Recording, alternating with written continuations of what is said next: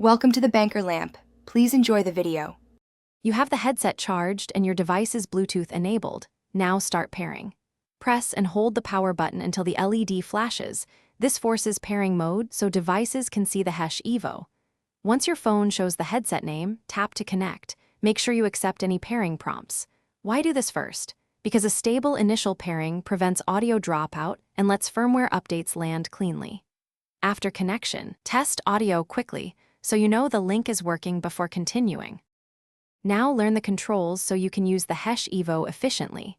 Use the multi-function button to play or pause and answer calls. Short presses versus long presses perform different actions, so try them to learn timing. Use the volume up/down keys for level and the track skip combo to change songs. This keeps your phone in your pocket. Once paired, open the Skullcandy app to customize EQ presets and check for firmware updates. This improves sound and fixes known issues, so make sure to apply updates. Complete the session by powering down and storing the headphones in a protected case.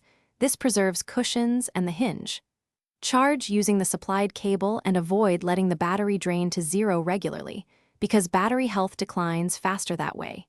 If you encounter audio dropouts or mic problems, first unpair the headset from your device and repair, then check the Skullcandy app for firmware updates.